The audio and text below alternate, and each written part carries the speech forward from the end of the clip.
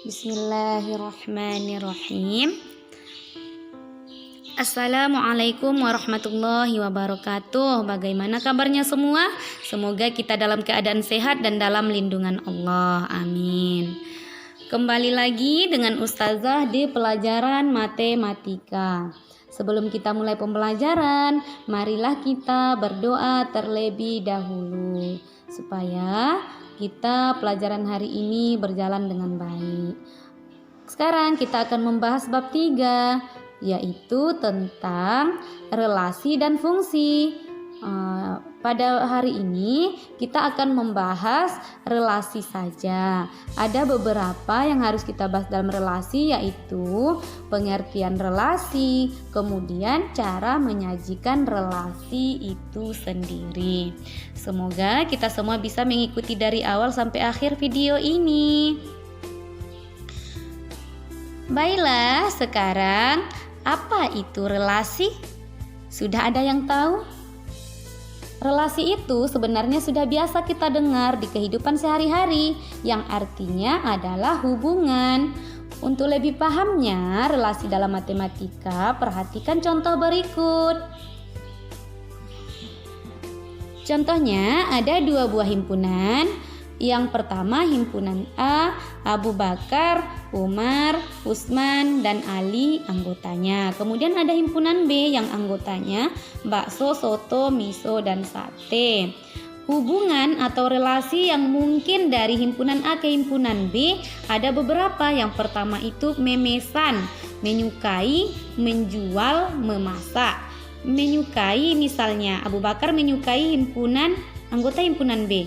Kemudian bisa jadi menjual, sehingga dapat kita simpulkan relasi dalam matematika itu adalah aturan yang menghubungkan anggota himpunan A ke anggota himpunan B.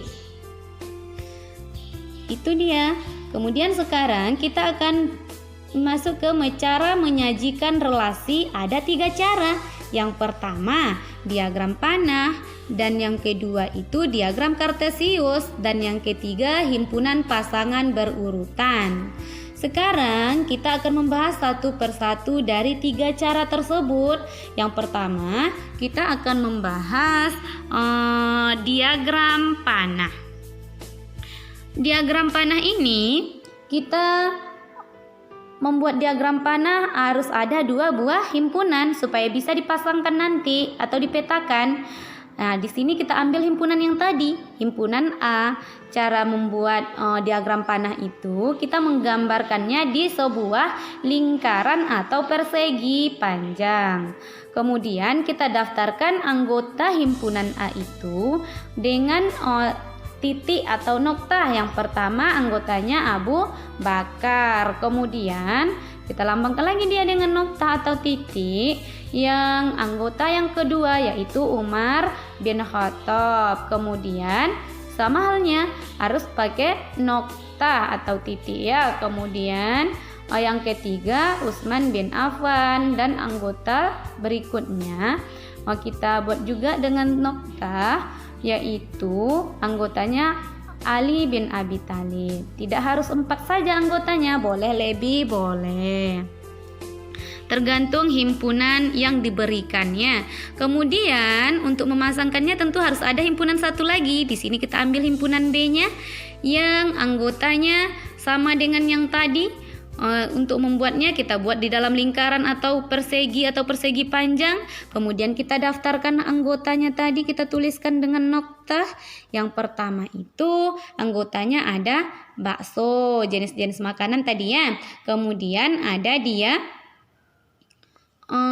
soto. Kemudian ada lagi yang ketiga jenis makanannya tadi, ada dia miso. Kemudian yang keempat anggota himpunan B itu adalah sate. Bukan harus 4 saja, tidak harus sama banyak anggota himpunan A dengan anggota himpunan B. Boleh lebih banyak B, boleh lebih A atau sama ya, boleh. Kemudian kita petakan dia dari A ke B. Dan relasinya adalah kita ambil salah satu dari yang tadi. Di sini kita ambil relasinya yaitu menyukai.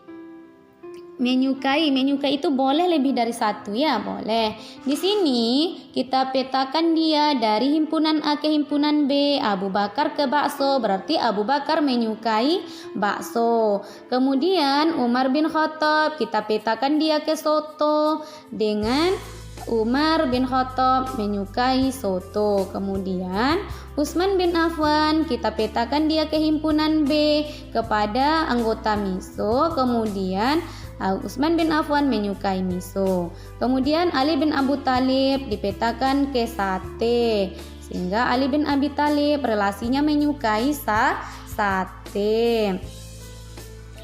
Dalam diagram panah ini ada 3 istilah yang digunakan. 3 istilah ini yang terdapat dari himpunan A dan himpunan B. Yang pertama itu ada namanya domain. Domain itu adalah semua anggota himpunan A atau daerah asal, disebut dia daerah asal atau domain.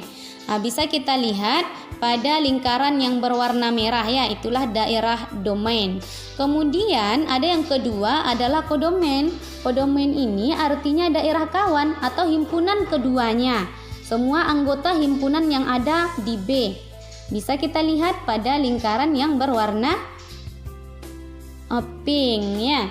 Kemudian ada yang ketiga istilahnya rank atau daerah hasil. Daerah hasil itu adalah himpunan B yang dipilih oleh himpunan A. Jika himpunan B-nya itu ada anggotanya tidak dipilih, berarti dia bukan ranknya. Bisa kita lihat kalau di sini semuanya dipilih ya.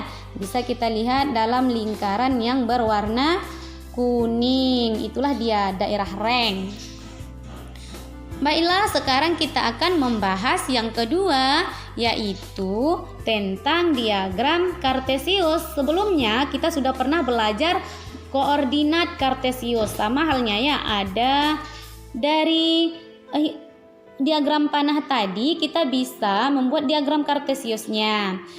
Pada bidang koordinat Kartesius ada dia sumbu X atau sumbu mendatar. Di diagram Kartesius ini itu adalah untuk himpunan yang pertama atau himpunan A. Itu adalah sumbu X ya. Kemudian ada dia sumbu Y atau sumbu tega. Di sini dalam relasi kita gunakan dia untuk himpunan yang kedua atau himpunan B. Kemudian kita tuliskan anggotanya.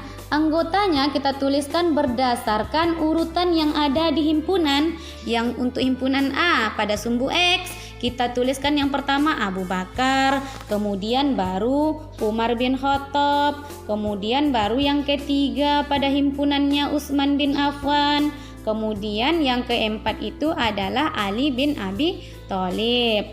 Kemudian sama halnya dengan himpunan B atau pada sumbu B yang pada koordinat Kartesius adalah sumbu Y atau sumbu tega. Cara menulis anggotanya juga sama. Dari yang teratas itu pertama kita tulis pada sumbu Y atau B. Ada bakso, ada soto, kemudian ada lagi dia anggotanya.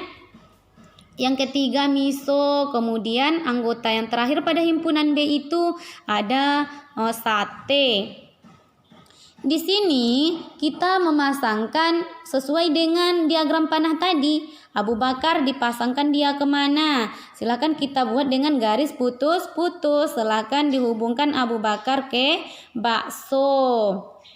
Sehingga didapatkan dia titik pertemuan atau titik koordinat antara bakso dengan Abu Bakar. Kemudian sama halnya dengan Umar bin Khattab. Kita buat garis putus-putusnya ke atas menuju garis tegaknya, kemudian disambung dia dari garis putus-putus dari soto, sehingga dapatlah titik potong antara soto dan Umar bin Khattab tadi. Kemudian Utsman bin Affan, buat garis putus-putusnya ke atas, kemudian hubungkan dia ke misol.